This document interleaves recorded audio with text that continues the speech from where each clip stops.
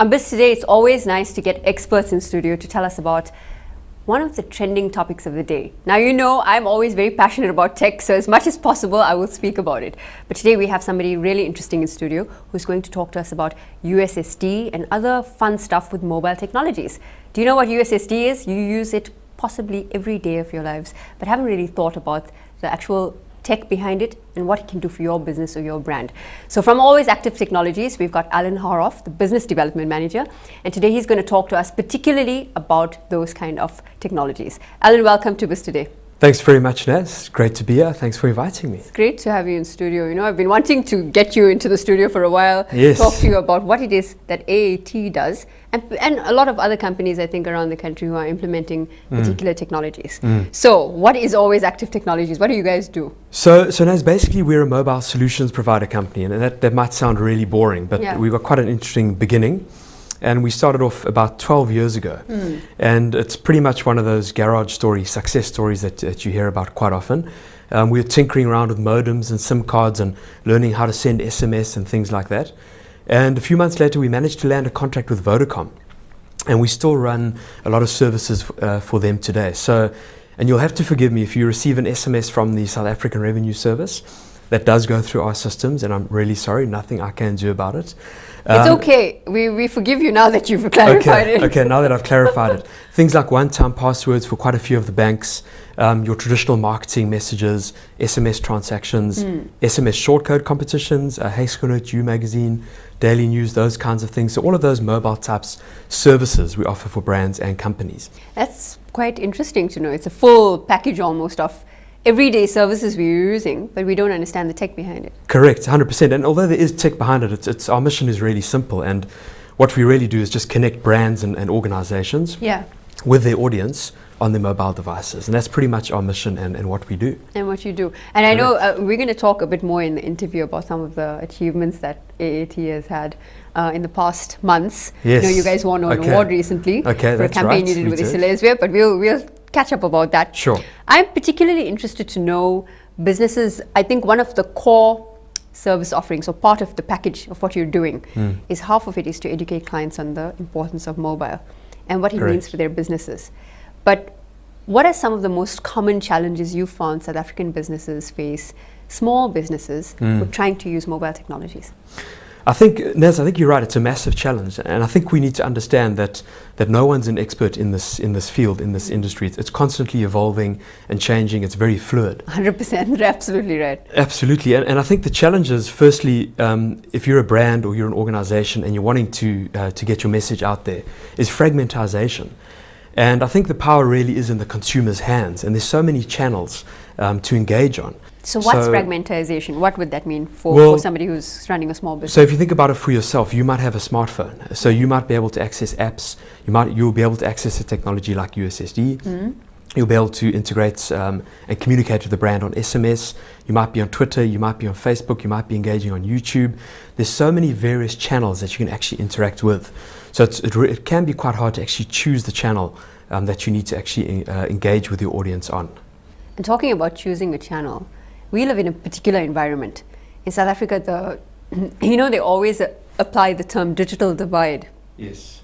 Because of the access to either Wi-Fi connectivity, the type of devices that we have.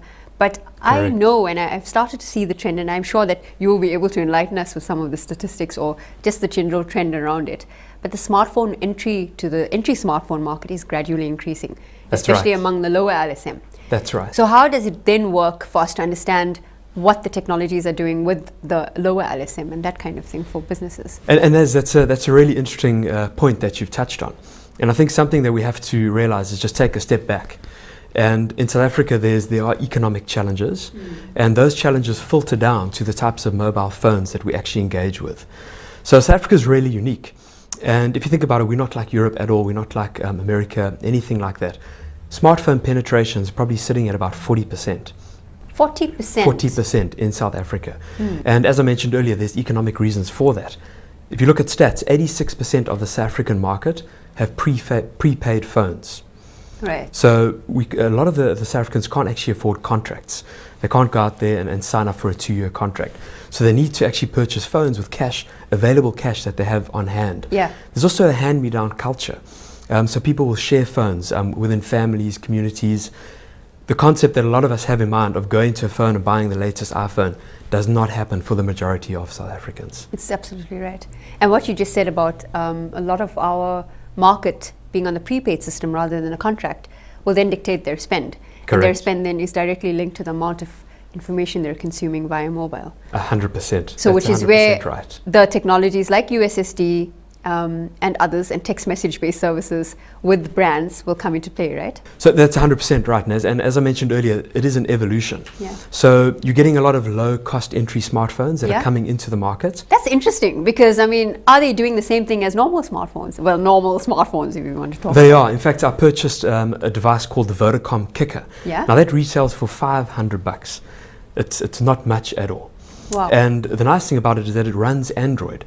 So because of efficiencies in manufacturing in China, and obviously systems like Android, which are free systems, open source systems, these smartphones are coming into the South African market. But that's so cool because Android is possibly, and you see that, it's a preferable operating system. Correct. To most smartphones. Correct. It's really popular, and I think one of the reasons for that is that it's a really affordable smartphone to get, and it's not as locked down as the iPhone systems.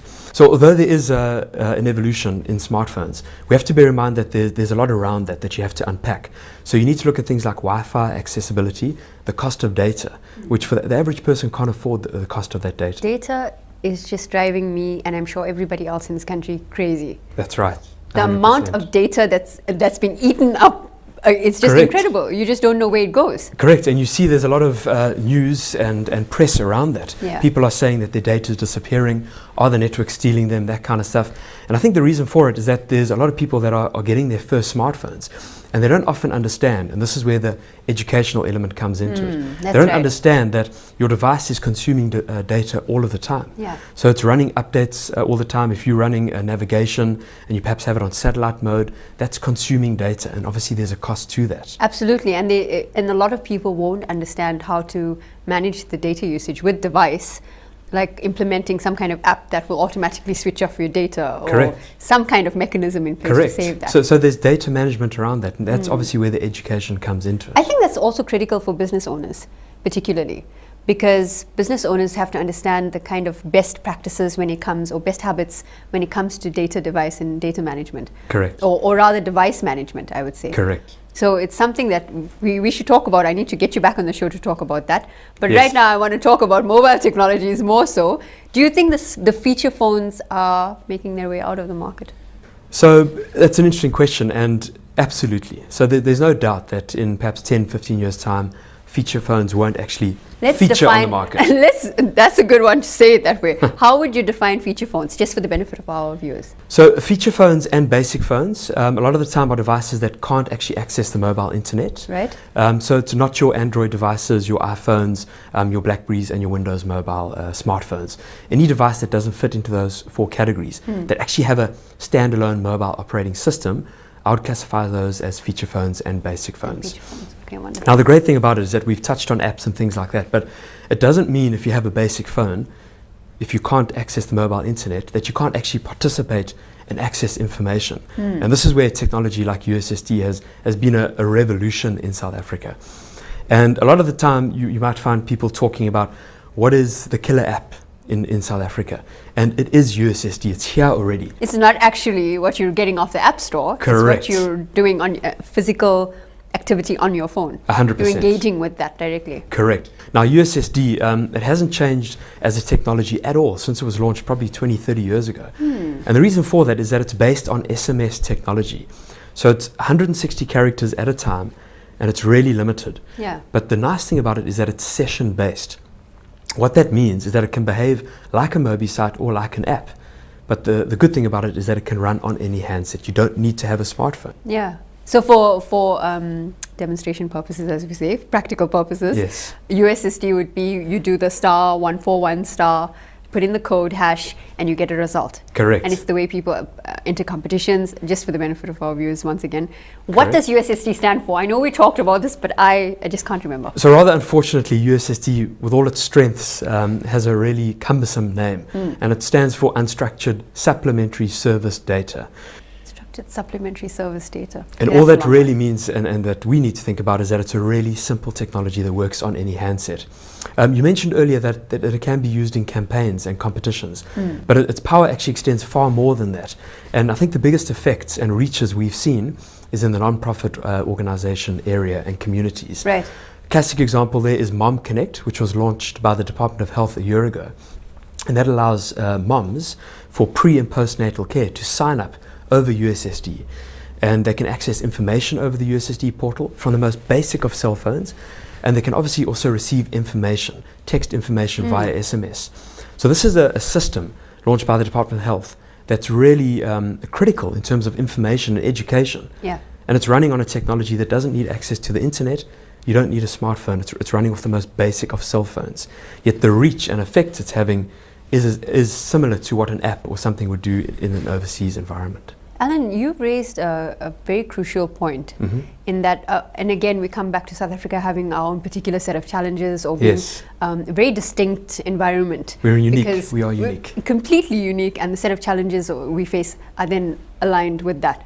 So a lot of what we do as entrepreneurs is directly involved, as I suppose with any part of the world, but particularly here with innovation. Innovation in how to solve people's problems. So that they have a better quality of life. Now, a lot of people may argue that the new economy of apps and so the smart technologies that we have will serve that purpose. But it seems like right here, the simplest of technologies can serve that purpose by producing innovation to address direct needs. Correct. I think it would be like Maslow's hierarchy of needs. You know, you need access to safety, health, food, and whatever it may be. 100%. You found that obviously in the work that you're doing. Yeah, and I think one of the big challenges with apps, even if you talk into a market that has smartphones, you have to incentivize them to download that app. And obviously there's a cost to that in terms of data and in terms of time, and particularly in terms of care and incentive. So I think there's a big challenge there. When you're talking about the SMEs and entrepreneurship, the nice thing with a technology like USSD is that there's no barrier to entry. You don't have to go to the App Store and download an app. You can pick up your phone, dial your number, opt in, and just start engaging with the brand. One of the nice things about that is that you can then create a database of consumers and obviously use that for lead generation. Yes. That's definitely wrapped in an opt-in environment. So it's completely opt-in and driven by the consumer who wants to know more about your brand or your company or what your offering is. And of course, this seems to be a way for even smaller companies to embrace this technology. Would that be right? 100%, Naz. And I think the great thing about it, if you look at, again, we're going back and we continue comparing this to apps, but to develop an app is not inexpensive. There's a lot of investment that needs to go into it and a lot of continual maintenance. With a system like USSD, you plug into the cellular network, you can allow engagement for very little compared to the actual cost of developing an app. That's actually right. And I think our South African environment have become very familiar with this type of technology. They're more enabled, but also more comfortable to interact. So I think brands are starting to understand in companies that we're going to get much more interaction and engagement from our core target audience than maybe trying to channel them into something that may not always work for them. Also, the user experience is not a familiar, comfortable one. So I think USSD is addressing all of those and many more challenges. It is, and I think many people have used USSD than they might think. So if you look at the traditional market, the prepaid markets, for sending please call me messages and for recharging airtime and doing mobile banking, we're all using USSD all the time for those types of things. I think for every end user action base that you have to do, it's always through USSD, now that I think about it. Correct, 100%. We're using it a lot more than we think. Now, AAT has been driving this here, particularly in the country. One of the few companies that are solidly focused on using USSD technology and applying a lot of successful campaigns to that. You guys won an award recently for a particular campaign you did with the Standard Bank Smarties under the Lourie's Week. It's very exciting. Tell us a bit more about it. So that's, and there's quite a story to that, and it's actually the first time we've entered any type of award. You know, we've always considered ourselves as just a technology company. So it's really great. We won 2 awards for that, a bronze and a silver award. And I think just taking a step back from that, if you look at what makes these campaigns really successful. The first thing is understanding your target market. Yeah. And then, of course, choosing the appropriate mobile channel for that market. And then, of course, you need to incentivize the user. And I think the two key things there for me that I'm seeing in the South African market: reward the user, your consumer, for participation, Yeah. and engage with them and offer an element of gamification and engagement on That's that on right. that channel. For Newspaper. Isolezwe, which Yeah. is the KZN isiZulu daily newspaper, Yeah. what they wanted to do was obviously engage with their audience, not just on the print channel, which they're doing really well. In fact, I think They they're are one of the doing few very, very successful. daily newspapers that are actually growing their subscriber base. But they wanted to take that onto the mobile device. So what we did is we launched what they've called Asid Lale, which in isiZulu stands for Let's Play. And it literally means that you go out, you purchase your copy of isiZulu. Yeah, the Isolezwe, You Yeah. purchase your copy of Isolezwe. right? Each copy has got a unique barcode on that. So you need to dial the USSD number first and then enter that barcode, obviously, to prove that you purchase the Of copy. course. That's the proof Yeah. of purchase, which is really important when you start looking at ROI, return on investment. You then make your guesses for the That's next... That's very yeah, clever. 100%. And I think that's one of the great things about mobile, is that whatever you're spending, you can measure that against the rewards and the sales that you're actually That's getting. it. That's it. So once you've purchased your copy, you dial the USSD number, you type in your unique code, and now you're in. And what we did was we imported the entire PSL season into our mobile platform. So you would then make predictions for the next games that are on the following day. How cool is that? And we kept the predictions really simple. So you would choose, as an example, Morocco Swallows win, Pirates win, or draw. Make your predictions, you get into the competition, and obviously you can opt in for further engagement with the Isolezwe brand. As simple as that. They actually saw growth of 10% in terms of their distribution on the days that they ran the competition. That's incredible. So phenomenal success for them. And we actually have launched it 2 weeks ago for the 2015 and 2016 season. And congratulations. Certainly a win, not just for you, for the client, who is most important, I think, in the Correct. whole chain. 100%. But is a good example for businesses to start understanding the use of this. Yes. And I think to wrap up our interviews would be critical at this point to ask, when should a business consider embracing this type of technology in their marketing and communications plan? And how solid should that be in terms of having a mobile strategy? So I think the key for me, and that talks to one of the points that we mentioned earlier, is to actually bring mobile in as part of the strategy from inception. We might see a lot of the time brands bring it in as an afterthought. Very, very late. Correct. They'll tack it on, let's have an SMS shortcode, let's run a competition. But it needs to be integral as part of your communications and marketing strategy. So I think bring it in at the beginning. We all know everyone has a mobile phone. Everyone's engaging on mobile phones. So have that as central to your campaign. And I think the other key thing is to innovate.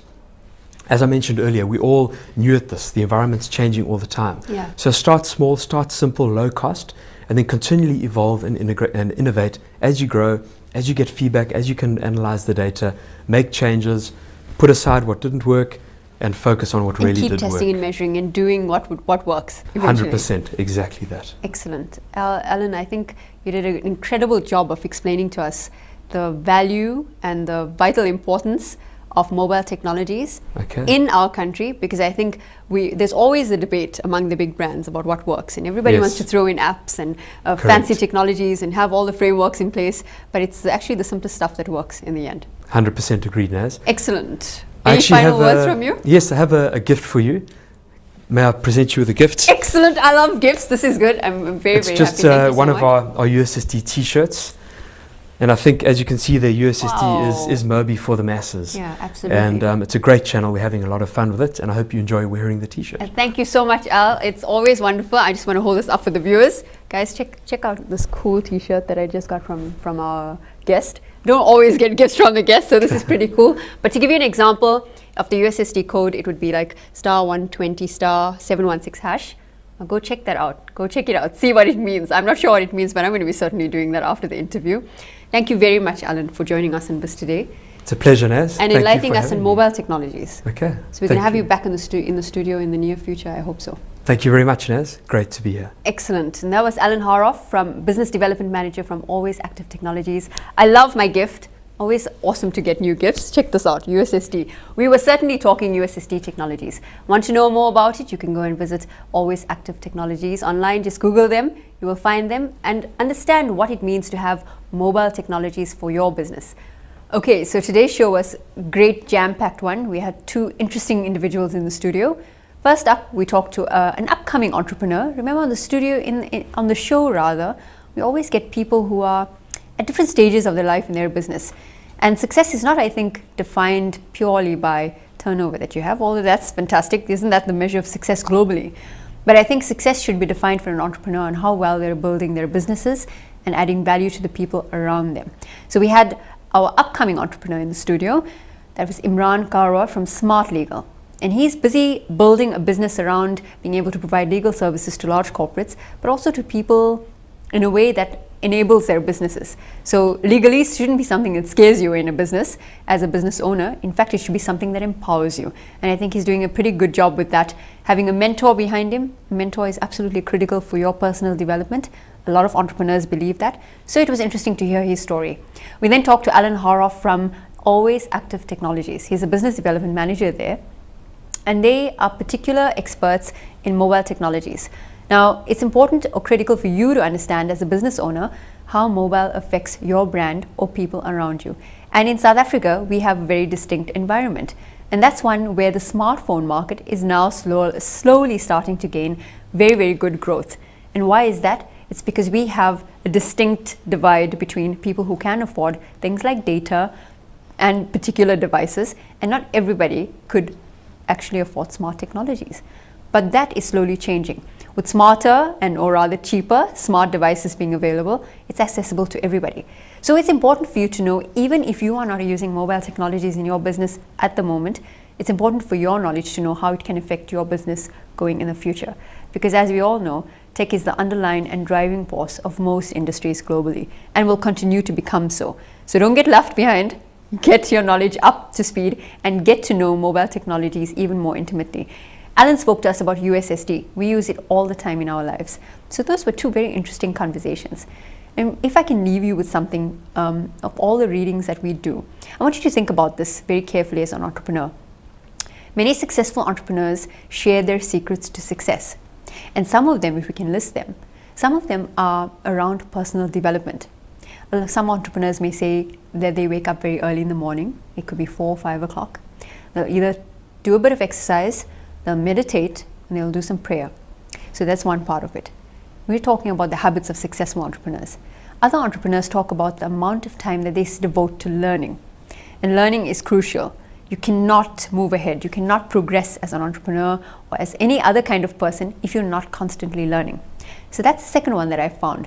Across many of the entrepreneurs that I read about, they talk about self-development through learning. The third, and we always talk about mentorship, is being able to connect with people who can add value to you or be able to teach you. You've got to be teachable and have an open spirit. And I think the fourth one that I've read that's common across all entrepreneurs is not to be afraid of risk. And that's the true definition of an entrepreneur. You're not afraid to take a risk, to be able to build that and to build others and to inspire the greatness in them. So if anything we've learned today is to be able to take risks, to have good habits, to be able to help yourself do critical personal development, and also to inspire the greatness in others. So I hope you enjoyed the show today. And if you, as always, if you have any suggestions, you can tweet us at BizToday_ZA or at Nazareen E. I'm always keen to hear your ideas and your thoughts, and we'll certainly share them on the show. Remember too, if you've missed any of my shows here on Biz Today, you can join me on Radio Al Ansar for my radio show called How to Make It in South Africa. We really teach you how to make it in South Africa. That's every Tuesday evening, 9:15 to 10:15 in the evening, Central African time, and you can live stream www.alansar.co.za. That's it for today. Goodbye.